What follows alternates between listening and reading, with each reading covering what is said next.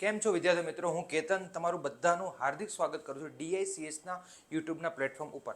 તો જે રીતે તમને ખબર છે કે ડીઆઈસીએસના યુટ્યુબના પ્લેટફોર્મ ઉપર આપણે ઘણા બધા ટોપિક જે છે તેની આપણે અહીંયા ચર્ચા કરીએ છીએ. તો આજે હું કેતન તમારી સમક્ષ જિયોગ્રાફીની અંદર યુનિવર્સનો એક નાનકડો ટોપિક જેને આપણે કહીએ છીએ સ્ટાર ફોર્મેશન એટલે કે તારાનું નિર્માણ, તેની આપણે આજે અહીંયા ચર્ચા કરશું. તો તમને બધાને ખબર છે કે જીપીએસસીનો જે સિલેબસ છે જિયોગ્રાફીની અંદર તેને 3 પોર્શનમાં વહેંચવામાં આવેલું છે: ફિઝિકલ જિયોગ્રાફી, ઇન્ડિયન જિયોગ્રાફી અને ગુજરાત જિયોગ્રાફી.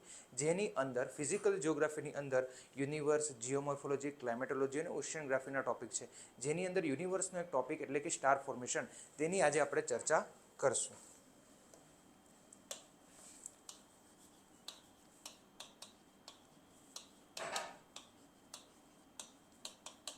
સ્ટાર ફોર્મેશન, જેને આપણે કહીએ છીએ તારાનું નિર્માણ. તારાનું નિર્માણ. તો યુનિવર્સ એટલે કે જે બ્રહ્માંડ આપણી પાસે જે ટોપિક છે તેની અંદર આપણને બ્રહ્માંડ વિશે અભ્યાસ કરવાનું જીપીએસસી આપણને કહ્યું છે. તો હવે એ જે બ્રહ્માંડ છે, બરાબર છે, એ બ્રહ્માંડની અંદર આપણો જે સૌથી મોટો ઇમ્પોર્ટન્ટ પોઈન્ટ આવે છે કે બ્રહ્માંડ કોને કહેવાય, એની અંદર શું શું વસ્તુઓ આવેલી છે. તો તમને ખબર હશે કે બ્રહ્માંડની અંદર ઘણી બધી જે છે એ આકાશ ગંગાઓનો સમાવેશ થાય છે. ગેલેક્સીઓ, ગેલેક્સીની અંદર સૌરમંડળ, સૌરમંડળની અંદર સૂર્ય, તેને લગતા ગ્રહો, તારાઓ, આ બધી જ વસ્તુ કમ્બાઈન થઈને બ્રહ્માંડ બને છે. પણ આપણે આજે એક નાનકડા ટોપિક કે જેને આપણે કહીએ છીએ સ્ટાર, તારા કઈ રીતે બને છે અને કેટલા પ્રકાર છે તેની આજે આપણે જે છે એ થોડીક ડીપમાં ચર્ચા કરવાની છે. તો તમને બધાને ખબર છે કે આપણી જે આકાશગંગા છે, બરાબર, જેને આપણે મંદાકિની આકાશગંગા કહીએ છીએ, ગેલેક્સી કહીએ છીએ, બરાબર છે, મંદાકિની આકાશગંગા ગેલેક્સી. તો તેની 3 તમને ભુજાઓ જોવા મળે છે. કેટલી ભુજાઓ જોવા મળે છે? 3. તમે જોશો તો આપણને કંઈક મંદાકિની આકાશગંગા ગેલેક્સી આવી રીતે કંઈક દેખાય છે. જો આપણે તેને જ્યારે અલગ અલગ ગૂગલની અંદર આપણે ફોટોસમાં જોઈએ અથવા તો જે સાયન્ટિસ્ટ દ્વારા બનાવેલા અથવા તો સાયન્ટિસ્ટના આપણે સ્પેસના ફોટોસ જોઈએ તો આપણને કંઈક આપણી મંદાકિની આકાશગંગા આવી રીતે દેખાય છે, જેને આપણે મિલ્કી વે અથવા તો દૂધિયા કલરનો પટ્ટો અથવા તો મિલ્કી વે તરીકે પણ કહીએ છીએ. ક્લિયર થાય છે? તો આપણી પાસે જે આકાશગંગા છે, બરાબર, આકાશગંગા શું છે? તો કે આકાશગંગા પણ એક ગેસોનો બનેલો ગેસ સોલર સિસ્ટમની અંદર સૌરમંડળ, સૂર્ય, તારા, ગ્રહ, આ બધી જ વસ્તુઓ જેની અંદર આવેલી છે. અને આ બધી જ વસ્તુ કોઈક સેન્ટરના ફરતે, આ ગેસો જે છે તમામ, બરાબર છે, તમામ જે ગેસો છે એ કોઈ સેન્ટરના ફરતે શું કરે છે? તો કે પરિક્રમણ કરે છે. શું કરે છે? પરિક્રમણ. તો તેને આપણે જે છે એ શું કહીએ છીએ? આકાશગંગા. શું કહીએ છીએ? આકાશગંગા, જેમાં હાઇડ્રોજન નામના ગેસની માત્રા સૌથી વધારે હોય છે. તો તમને બિગ બેંગ થિયરી ખબર હશે કે જ્યારે બિગ બેંગ થયું, બ્લાસ્ટ થયું, અને બ્લાસ્ટમાંથી જેટલી પણ પોર્શન નીકળ્યા એમાં હાઇડ્રોજન ગેસની માત્રા સૌથી વધારે હતી. અને એ હાઇડ્રોજન ગેસ જે છે એમાંથી ઘણી બધી વસ્તુઓ બની અને તેમાંથી જ એક વસ્તુ બની એટલે કે આકાશગંગા, કે જેનું એક શું હોય છે? સેન્ટર પોર્શન હોય છે. ચલો આગળ જઈએ આપણે. તો પહેલાં તો આપણે જે આજે જોવાનું છે એ છે તારાનું નિર્માણ, સ્ટાર. તો સૌથી પહેલો આપણને જે પ્રશ્ન આવશે તો કે સૌથી પહેલો જે પ્રશ્ન આવે છે તો કે શું આવે છે? તો કે તારો એટલે કે સ્ટાર કોને કહેવાય? તારો એટલે કે સ્ટાર કોને કહેવાય? તારો, સ્ટાર કોને કહેવાય? તો અવકાશમાં, ખગોળીય પિંડો, અવકાશની અંદર ઘણા બધા ખગોળીય પિંડો આવેલા છે. આ બધા જે ખગોળીય પિંડો છે, બરાબર, એની અલગ અલગ પોતાની જે છે કેરેક્ટરિસ્ટિક એટલે કે લાક્ષણિકતા જોવા મળે છે. જેમ કે તમે સૂર્ય જોતા હશો, તમે ગ્રહ જોતા હશો, તમે લઘુ ગ્રહ જોતા હશો, તમે ઉપગ્રહ જોતા હશો, તમે તારા જોતા હશો. તો આપણે જેની ચર્ચા કરી રહી છે આજે એ છે તારો એટલે કે સ્ટાર.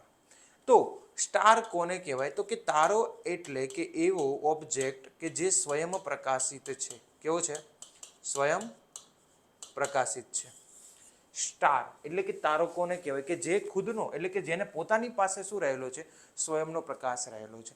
અથવા જો એને બીજી રીતે કહેવું હોય તો કે તેની પાસે કંઈક પોતાનું મિકેનિઝમ છે. શું છે? મિકેનિઝમ છે. બરાબર છે. આ સ્ટાર પાસે પોતાનું મિકેનિઝમ છે કે પોતે ઉર્જાને જે છે એ ઉત્પાદન કરી શકે છે, તો બનાવી શકે છે. ઉર્જાને શું કરી શકે છે? પોતાની રીતે બનાવી શકે છે. બરાબર છે. તો આવા ખગોળીય પિંડને આપણે તારા કહીએ છીએ કે જે ઉર્જાનું નિર્માણ કરે છે અને જેની પાસે સ્વયંનો શું છે? પ્રકાશ. ઉર્જાનું નિર્માણ કરવાના લીધે તેમની પાસે સ્વયંનો શું આવી ગયો છે? તો કે પ્રકાશ આવી ગયો છે, જેને આપણે શું કહીએ છીએ? સ્ટાર એટલે કે તારો કહીએ છીએ. શું કહીએ છીએ? સ્ટાર એટલે કે તારો કહીએ છીએ. અહીંયા સુધી ખબર પડી? તો આ તારા શેના બનેલા હશે? તો કેવી રીતે એક તારો બને અને આવા જે અણગણિત અનલિમિટેડ ઇન્ફાઇનાઇટ જે તારા આવેલા છે એની બનવાની પ્રોસેસ શું છે, એની નષ્ટ થવાની પ્રોસેસ શું છે, એને આપણે આજે સમજવાનું છે કે જે એક અલગ અલગ સ્ટેજમાંથી જે છે એ પસાર થશે એક સ્ટારો અથવા તો એક સ્ટાર અથવા તો એક તારો, અને અંતે એનું જે છે એ મૃત્યુ થશે અથવા તો અંતે એમ કહી શકાય કે અંતે જે છે એ ખતમ થશે, એની જે પ્રક્રિયા છે એ પૂરી થશે. તો ફરીથી તારો એટલે શું? તો કે જેને સ્વયંનો શું છે? પ્રકાશ છે, અને જેની પાસે મિકેનિઝમ છે કે ઉર્જાનું શું કરી શકે? ઉત્પાદન કરી શકે, તો બનાવી શકે છે. તો કેવી રીતે બનાવી શકે હું તમને અત્યારે જણાવી દઉં. તો તમે એક પ્રક્રિયા નામ સાંભળી હશે, પરમાણુ સંલયન પ્રક્રિયા. કઈ પ્રક્રિયા? પરમાણુ સંલયન પ્રક્રિયા. પરમાણુ સંલયનમાં શું હોય કે જ્યારે બે અણુઓને ભટકાડશું તો એક ત્રીજો અણુ બનશે, પણ સાથે સાથે એનર્જી ઉત્પાદિત થશે. તો એવી જ રીતે તારાની અંદર હાઇડ્રોજનના ગેસ રહેલા હોય છે. કયા ગેસ રહેલા હોય છે? Hydrogen gas. અને હાઇડ્રોજનના બે અણુઓ જ્યારે એકબીજાને આકર્ષાઈને જોરથી અથડાશે, હાઇડ્રોજનના બે અણુઓ જ્યારે એકબીજાને અથડાશે તો એ હાઇડ્રોજન જે છે એ પછી હિલિયમમાં રૂપાંતર થઈ જશે. શેમાં રૂપાંતર થઈ જશે? હિલિયમની અંદર. જ્યારે બે હાઇડ્રોજન અણુઓ જોરથી અથડાશે ત્યારબાદ એ શું બની જાય છે? તો કે હિલિયમ બની જાય છે. પણ સાથે સાથે જે છે એ શું ઉત્પાદિત કરે છે? તો કે એનર્જી, ઉર્જાને ઉત્પાદિત કરે છે. શું ઉત્પાદિત કરે છે? એનર્જી ઉત્પાદિત કરે છે. તો બે મોટા હાઇડ્રોજનના અણુઓ જ્યારે અથડાશે, બરાબર, એકબીજાને અથડાશે, બરાબર, અને એ અથડાયા પછી જે છે એ શું બની જાય છે? હિલિયમ. પણ સાથે સાથે શું ઉત્પાદિત કરે છે? એનર્જી, ઉર્જા. એટલા માટે આપણે કહીએ છીએ કે તારા પાસે સ્વયંનું મિકેનિઝમ છે કે ઉર્જાને ઉત્પાદિત કરી શકે છે, અને સ્વયં જે છે એ પોતે પ્રકાશિત દેખાય છે. શું દેખાય છે? પોતે પ્રકાશિત દેખાય છે. અહીંયા સુધી ક્લિયર થયું? તો હવે આપણે જોઈએ કે તારા જે છે એ કઈ રીતે બનશે અને તારો જે છે એ કઈ રીતે નષ્ટ થશે, એની પ્રક્રિયા શું હોય છે. તો જોઈએ. જો આ છે આપણી આકાશગંગા. આપણી આકાશગંગા જે છે મંદાકીની આકાશગંગા, તેની 3 ભુજાઓ છે. કેટલી ભુજાઓ છે? 3. 1, 2 અને 3. બરાબર. કુલ એની કેટલી ભુજાઓ છે? 3 ભુજાઓ છે. આ 3 ભુજાઓ જે છે આકાશગંગાની એ એન્ટી ક્લોકવાઇઝ ફરે છે. કઈ ફરે છે? Anti clockwise. તમે જોઈ શકતા હશો. તો આવી રીતે જે છે એ આખી આકાશગંગા જે છે એ રોટેશન પામે છે. Anti clockwise. ક્લિયર થાય છે? એન્ટી ક્લોકવાઇઝ ફરે છે. બરાબર છે. હવે આ જ્યારે આકાશગંગા એન્ટી ક્લોકવાઇઝ ફરતી હોય છે ત્યારે શું થશે? તો કે આ જે બાજુનો પોર્શન છે, બરાબર, અહીંયા પણ હોઈ શકે, તો અહીંયા પણ હોઈ શકે. તો અહીંયા આકાશગંગાની આ બહારનો જે પોર્શન છે અહીંયા ઘણા બધા ગેસો રહેલા હોય. કયા ગેસો રહેલા હશે? તો કે હાઇડ્રોજન ગેસો. કયા ગેસો? હાઇડ્રોજન. તમને શું કીધું હતું કે જ્યારે બિગ બેંગ થયું હતું સૌથી વધારે જે ગેસની માત્રા નીકળી એ કઈ નીકળી હતી? તો કે હાઇડ્રોજન ગેસ નીકળી હતી. અને હાઇડ્રોજન ગેસ જે છે એ વાતાવરણની અંદર બ્રહ્માંડની અંદર તમને સૌથી વધારે જોવા મળશે કે જેમાંથી જ ઘણી બધી વસ્તુઓની શું થઈ છે? રચના થઈ છે. ક્લિયર થાય છે? ચલો. તો શું થાય કે જ્યારે આ આકાશગંગા પોતાની એન્ટી ક્લોકવાઇઝ ફરે છે ત્યારે આકાશગંગા જે છે એની ભુજાની બહાર રહેલા ગેસો જે છે એ ગેસો બધા ડિસ્ટર્બ થઈ જાય છે. શું થઈ જાય છે? ડિસ્ટર્બ થઈ જાય છે. તો તમે એક ઉદાહરણ આપું કે તમે એક ટ્રેનના પાટા પાસે ઊભા છો અને ત્યાંથી ટ્રેન જે છે નીકળી ગઈ. બરાબર. તમે ઊભા છો, થોડા દૂર ઊભા રહેજો. બરાબર છે. ટ્રેન જે છે એ શું થઈ ગઈ? તો ત્યાંથી નીકળી ગઈ. તો તમે જોયું હશે કે ટ્રેન જતી રહે છે, પછી ટ્રેનની પાછળ જેટલા પણ ત્યાં જે ધૂળ રજકણો ગેસ રહેલા હશે, હવા રહેલી હશે, એ બધા ટ્રેનના ઘર્ષણના લીધે શું થઈ ગયા હોય? ડિસ્ટર્બ થઈ ગયા હોય છે. અને ડિસ્ટર્બ થયા પછી શું થાય છે? તો કે ડિસ્ટર્બ થયા પછી એ જે ગેસ જે છે તમે જોયું હશે તો એનું એક ભંવર બની જતું તમે જોયું હશે. એક ભંવર બની જાય છે, અને એ જે ભંવર બને છે ત્યાં ને ત્યાં એ ભંવર જે છે ડિસ્ટર્બના લીધે બનશે અને પાછું એ શું થઈ જાય છે? ખતમ થઈ જાય છે. તો અહીંયા પણ શું થાય છે? તો કે જ્યારે ભુજા એ પોતાની એન્ટી ક્લોકવાઇઝ ફરે છે તો અહીંયા બહાર ભુજાની બહાર રહેલા ગેસો આ બધા ડિસ્ટર્બ થઈ જવાના લીધે શું થાય છે? તો કે અહીંયા એક ભંવરનું નિર્માણ થાય છે, અને આ ભંવરને કહેવાય છે હેલો. શું કહેવાય છે? હેલો. આ ભંવરને શું કહેવાય છે? તો કે હેલો નામ આપેલું છે. એનો મતલબ કે તારા બનવાની સૌથી પ્રથમ પ્રોસેસ શું છે? તો કે હેલો છે. શું છે? હેલો. તો હેલો શું છે? તો જેટલા પણ ગેસો બધા ડિસ્ટર્બ થયા એનું એક શું બની ગયું છે? ભંવર બની ગયું છે. શું બની ગયું છે? ભંવર. કયા ગેસો હશે સૌથી વધારે? તો હાઇડ્રોજન ગેસ. કયા ગેસ હશે? હાઇડ્રોજન. જેને તમે નિહારિકા પણ કહી શકો છો. શું કહી શકો છો? નિહારિકા, નેબ્યુલા. નેબ્યુલા અથવા નિહારિકા કોને કહેવાય? તો કે નિહારિકા એટલે કે નેબ્યુલા એ ગેસોનો બનેલો સમૂહ છે, ધુમ્મસ છે. ગેસોનો બનેલો શું છે? ધુમ્મસ. તો અહીંયા શું થયું? તો અહીંયા હાઇડ્રોજન ગેસ આખો બની ગયો, ભંવર થઈ ગયું છે, જેને આપણે શું કહેશું? હેલો કહેશું. ક્લિયર થયું અહીંયા સુધી? તો અહીંયા હાઇડ્રોજન ગેસો બની ગયા છે અને એક ભંવર બની ગઈ અને ગેસનો ગોળો બની ગયો છે, જેને હેલો કહેવાય છે. ક્લિયર થયું? હવે શું થશે? ધીમે ધીમે આકાશગંગા જે છે એ પોતાની એન્ટી ક્લોકવાઇઝ ફરતી રહેશે. પોતાની કઈ વાઇઝ? એન્ટી ક્લોકવાઇઝ ફરતી રહેશે. તો શું થશે? તો કે આ જે હેલોનું નિર્માણ થયું છે ધીમે ધીમે ધીમે ધીમે એ આકાશગંગાની અંદર તરફ ગતિ કરશે. કઈ તરફ ગતિ કરશે? અંદર. જો કે હેલો તો ત્યાં ને ત્યાં ઊભો છે, પણ એકચ્યુઅલીમાં કોણ પોતાનું ફરી રહ્યું છે? તો કે આકાશગંગા. તમે જોઈ શકો છો જેમ જેમ આકાશગંગા ફરશે તો આપણને એવું લાગશે કે હેલો જે છે કઈ તરફ આવી રહ્યો છે? અંદર તરફ આવ્યું છે, પણ એકચ્યુઅલીમાં હેલો પોતાની સ્થાન ઉપર જ છે, પણ આકાશગંગા શું કરી રહી છે? તો કે આકાશગંગા પોતાની એન્ટી ક્લોકવાઇઝ ફરી રહી છે. ક્લિયર થયું?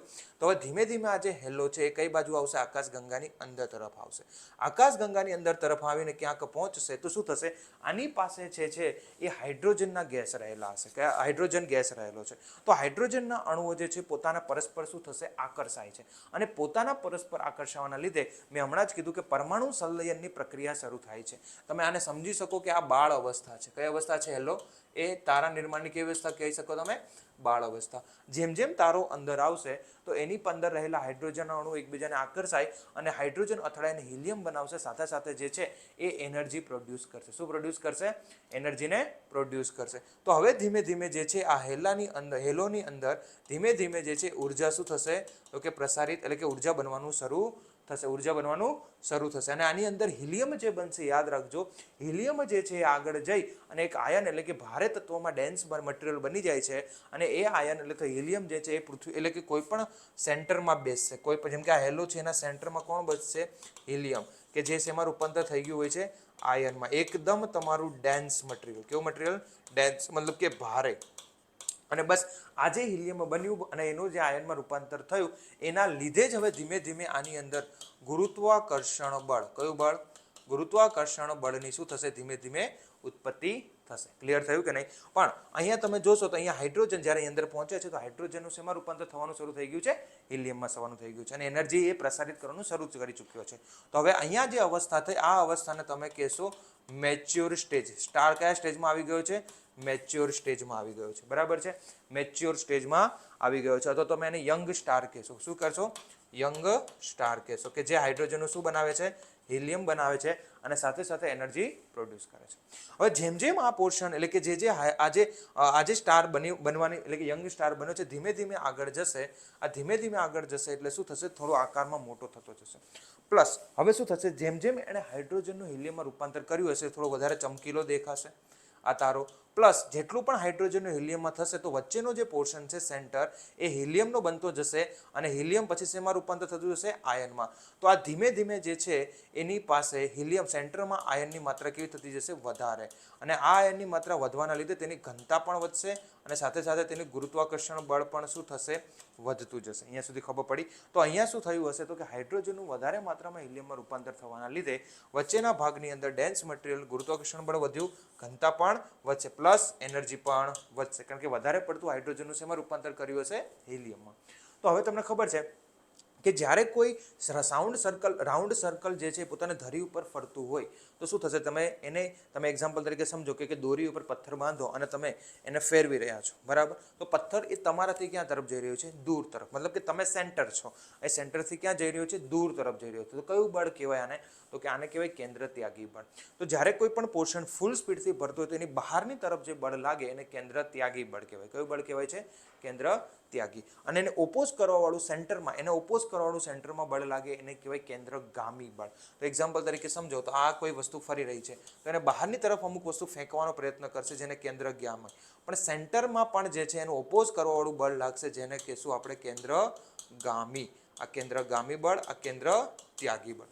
તો જ્યારે સ્ટાર અહીં પહોંચે છે આગળ તો શું થાય છે? તો કે ફૂલ સ્પીડથી ફરવાના લીધે બહારની તરફ આજે બહાર જે શું હશે? તો આ હાઇડ્રોજનની પરત બનેલી હોય છે. આ હાઇડ્રોજનના ગેસો છે જે વજનમાં હલકા હોય. જ્યારે હિલિયમ જે ભારે બની ગયો છે ક્યાં બેસી ગયો હોય? સેન્ટરમાં. જ્યારે બહારની બાજુ જે છે હાઇડ્રોજનની શું હોય છે? પરત હશે. તો શું થશે તો કે બહારની તરફ કેન્દ્ર ત્યાગી બળ લાગશે, પણ આ વચ્ચે આ જે સેન્ટર પાર્ટ ભારે થઈ ગયો છે, ડેન્સ થઈ ગયો છે, ગુરુત્વાકર્ષણ વધી ગયું છે, જેના લીધે શું થશે એ કેન્દ્રગામી બળ લગાડશે અને બહાર શું લાગે છે કેન્દ્ર ત્યાગી, અંદર તરફ કેન્દ્રગામી. તો શું થયું બંને બળ જે છે સ્ટેબલ થઈ ગયા. શું થઈ ગયા? સ્ટેબલ. અહીં સ્ટાર પહોંચ્યા પછી એનું જે સેન્ટરનો પોર્શન છે ગુરુત્વાકર્ષણ બળ વધારે છે એના લીધે એ ડેન્સ મટીરિયલના લીધે સેન્ટરમાં કેન્દ્રગામી, જ્યારે બહારની તરફ કયું બળ લગાડશે? કેન્દ્ર ત્યાગી. અંદર કેન્દ્રગામી, બહાર કેન્દ્ર ત્યાગી, જેના લીધે શું થશે આ એક સ્ટેબલ સ્ટાર બનશે. કેવો સ્ટાર બનશે? સ્ટેબલ સ્ટાર કહીએ છીએ આપણે. શું કહીએ છીએ આને આપણે એક સ્ટેબલ સ્ટાર કહીએ છીએ. મતલબ કે તારો જે છે એ સ્થિર થઈ ગયો છે. કેવો થઈ ગયો છે? સ્થિર. ના તો એ કેન્દ્ર ત્યાગી બળના લીધે બહારની તરફ ખેંચાઈ રહ્યો છે, ના તો સેન્ટરની તરફ ખેંચાઈ રહ્યો છે. ક્લિયર થયું? તો અહીંયા સુધી સ્ટાર જે છે એને શું કહેશું આપણે? Stable star. પછી તારો જે છે સ્ટાર એ ધીમે ધીમે આગળ પહોંચશે. ક્યાં પહોંચે છે? આગળ પહોંચે. આગળ પહોંચે છે તો ધીમે ધીમે એનો આકાર જે છે મોટો થતો જશે. કેવો થતો હશે? આકાર જે છે કેવો થતો હશે? મોટો. સેન્ટરની અંદર હિલિયમની માત્રા કેવી થઈ ગઈ હશે? વધારે. કેમ કે હાઇડ્રોજનનું શેમાં રૂપાંતર થઈ ગયું હશે? વધારે હિલિયમમાં રૂપાંતર થઈ ગયું હશે. અને હિલિયમમાં રૂપાંતર થવાના લીધે વધારે પડતું શું થશે તો કે હવે આ પોર્શનની અંદર સેન્ટરમાં હિલિયમની માત્રા વધવાના લીધે આયન વધારે બની જશે. તો કેન્દ્ર તરફનું એટલે કે કેન્દ્રગામી બળ જે છે એ વધશે. કેન્દ્રગામી બળ શું થશે? વધશે. તો આ બહારના પોર્શનને શું થશે તો કે અંદર તરફ ખેંચવાનો શું કરે છે? પ્રયત્ન કરે છે. પ્લસ હાઇડ્રોજનની જે માત્રા છે સમજો, હાઇડ્રોજનનું વધારે પડતું શેમાં રૂપાંતર થઈ ગયું છે? હિલિયમમાં. તો આનો આકાર પણ મોટો થઈ ગયો છે, ઉર્જા પણ કેવી થઈ ગઈ છે? વધી ગઈ છે. આકાર પણ કેવો થઈ ગયો છે? મોટો થઈ ગયો છે. અને આકાર મોટો થવાના લીધે પછી આને આપણે કહીએ છીએ રેડ જાયન્ટ સ્ટાર. શું કહીએ છીએ? રેડ જાયન્ટ સ્ટાર કહીશું. તમે નામ સાંભળ્યું હશે તો કે લાલ મોટો તારો, રેડ જાયન્ટ સ્ટાર. કારણ કે આકારમાં મોટો થઈ ગયો છે, પ્લસ ઉર્જા પણ કેવી થઈ ગઈ? વધારે. એટલા કે લીધે કેવો દેખાશે? રેડ કલરનો દેખાશે. પ્લસ જ્યારે થોડું આગળ પહોંચશે રેડ જાયન્ટ સ્ટાર તો વધારે પડતું હાઇડ્રોજનનું હિલિયમમાં રૂપાંતર થવાના લીધે અહીંયા વધારે પડતી ડેન્સ મટીરિયલ છે, ગુરુત્વાકર્ષણ બળ વધારે છે, તો બધી વસ્તુને કઈ તરફ પ્રયત્ન કરશે? ખેંચવાનો અંદરની તરફ. તો જે છે એ સેન્ટરનો પોર્શન બહારના પરતને, હાઇડ્રોજનની જે બહારની પરત છે રેડ જાયન્ટની, એને અંદરની તરફ ખેંચવાનો પ્રયત્ન કરે છે. તો શું થાય છે?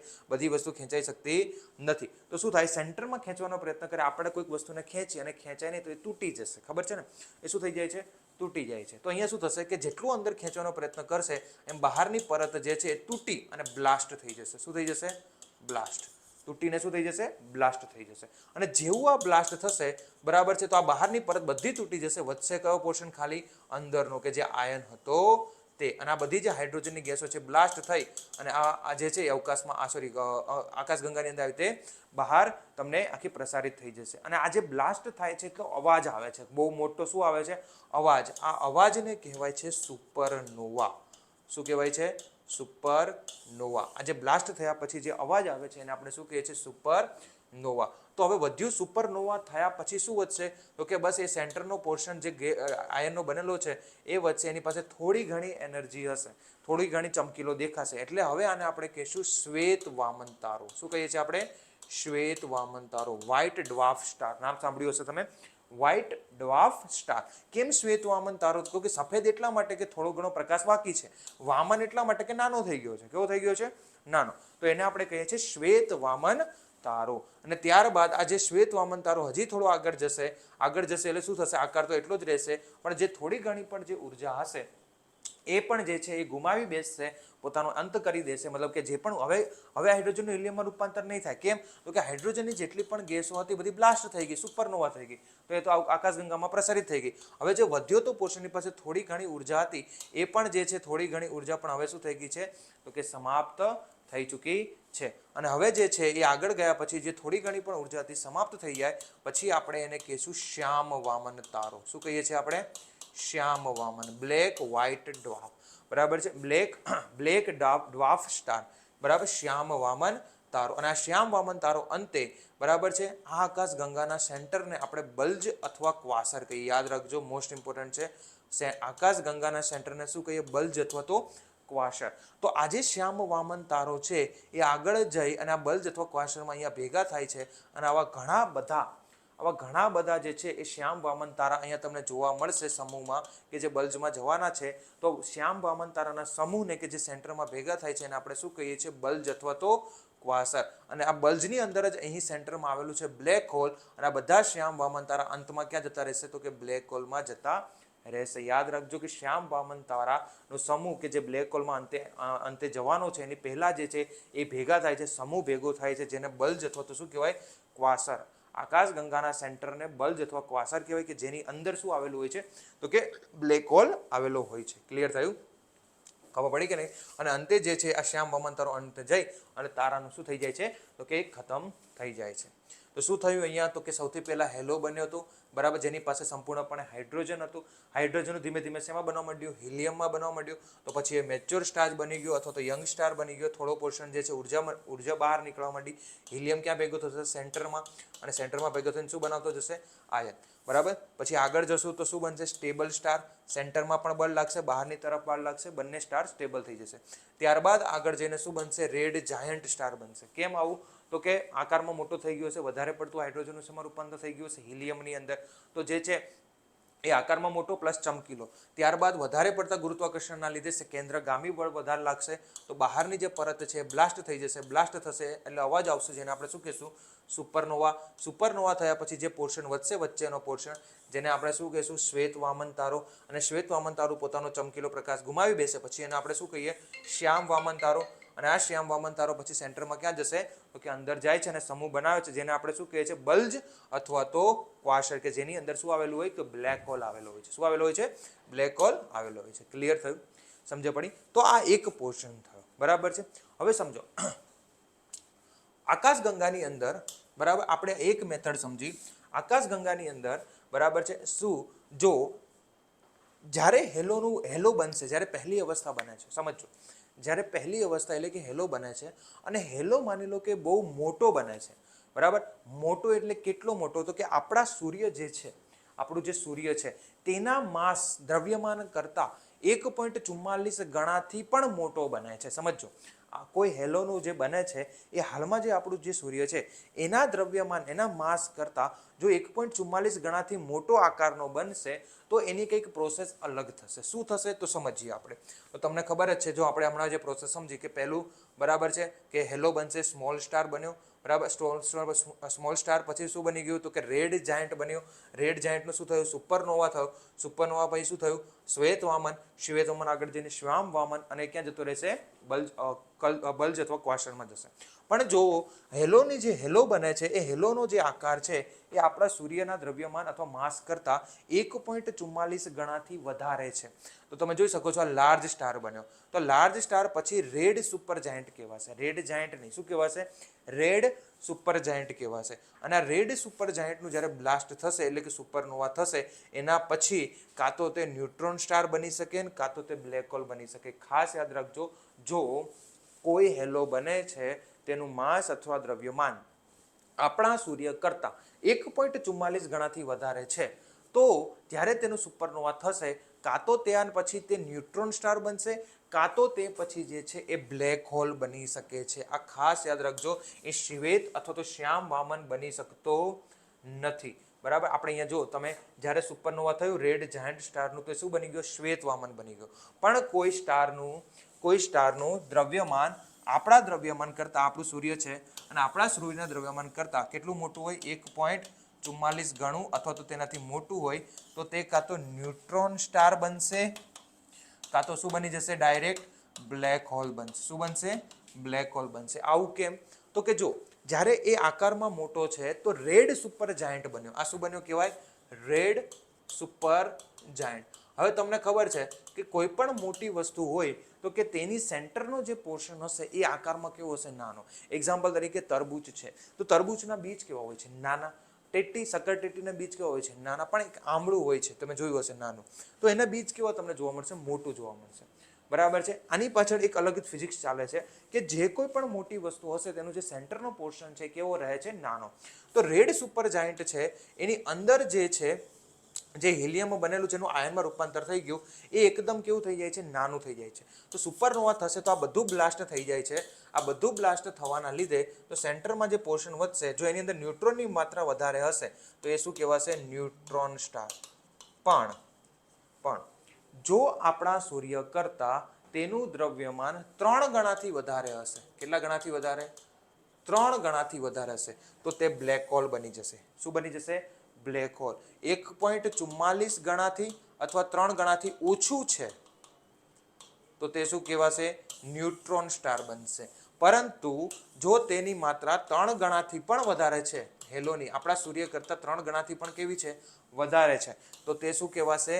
તો કે તે બ્લેક હોલ બનશે. અને બ્લેક હોલ શું છે? તો કે બ્લેક હોલ જે છે એકદમ હાઈ ડેન્સ મટીરિયલ છે, કે એકદમ ભારે છે, કે જે દરેક વસ્તુને શું કરે છે? એટલું બધું ગુરુત્વાકર્ષણ હશે કે દરેક વસ્તુને પોતાની તરફ આકર્ષી લે છે, કારણ કે એની પાસે ઘનતા વધી જાય છે. તમને ગ્રેવિટીની અંદર ખબર હશે કે આખા આપણી જે ગેલેક્સી છે એક ચાદરની જેમ છે, તેની ઉપર ભારે વસ્તુ મૂકી દઈશું તો ખાડો બને છે, બરાબર છે. એની આપણે ક્યારેક અલગ લેક્ચરમાં ચર્ચા કરશું કે શું દરેક વસ્તુને પોતાની તરફ આકર્ષે છે. તો એવી જ રીતે આ જે બ્લેક હોલ છે, બરાબર, એટલો બધો ડેન્સ હોય છે રેડ સુપર જાયન્ટ પછી, એટલો બધો ડેન્સ અને એટલું બધું ગુરુત્વાકર્ષણ હશે કે સીધે સીધું એ શું બની જાય?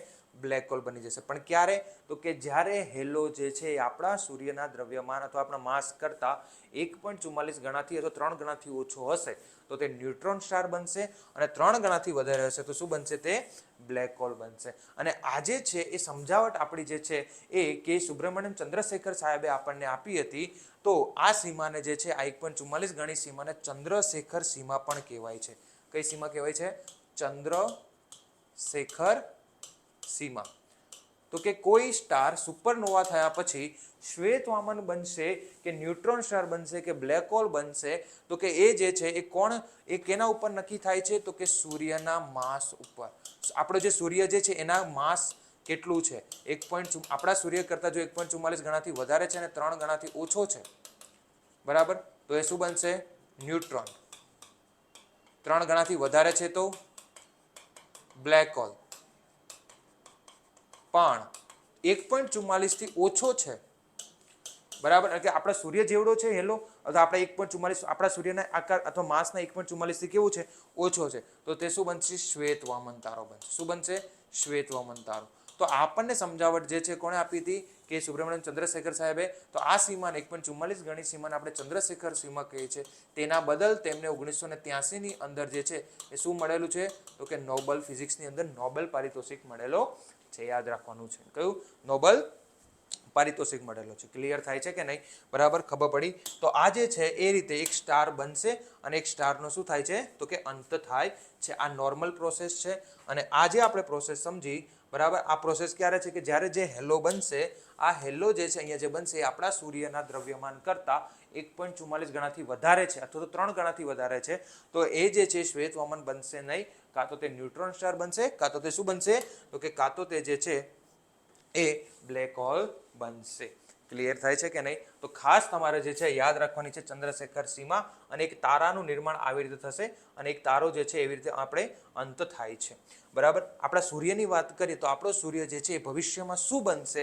તો તે મને કમેન્ટ કરીને જણાવો કે જ્યારે પણ આપણા સૂર્યનું સુપરનોવા થશે તો આપણો જે સૂર્ય છે એ સેકન્ડ ભુજામાં પહોંચ્યો છે, તો આપણા સૂર્ય પણ જે છે રેડ જાયન્ટ બનશે તો રેડ સુપર જાયન્ટ બની શકે. શું બની શકે એ તમે મને કોમેન્ટ કરીને જણાવો. જેનો પણ આન્સર સાચો હશે, બરાબર છે, ત્યાં ટીક કરી દેવામાં આવશે કે આન્સર સાચો છે, બરાબર છે. અને આ બાબતે કોઈ પણ પ્રકારના પ્રશ્નો હોય તો તમે કોમેન્ટ કરીને જણાવો કે આ પ્રકારના આ ક્વેશ્ચનમાં જે છે એ ખબર નથી પડી, તો હું તમને સમજાવવાનો પ્રયત્ન કરીશ કોમેન્ટની અંદર. પણ કોમેન્ટ કરીને જણાવજો કે આપણો જે સૂર્ય છે ભવિષ્યમાં શું બની શકશે. એ શું શ્વેતવામન બનશે, એ ન્યુટ્રોન સ્ટાર બનશે કે બ્લેક હોલ બનશે? ચલો, તમામ વિદ્યાર્થી મિત્રો એ જે છે કોમેન્ટમાં જણાવવાનું છે, બરાબર. ચલો, તો મળીએ નેક્સ્ટ ટાઈમ કોઈ જિયોગ્રાફીના આપણે બીજા ટોપિક સાથે.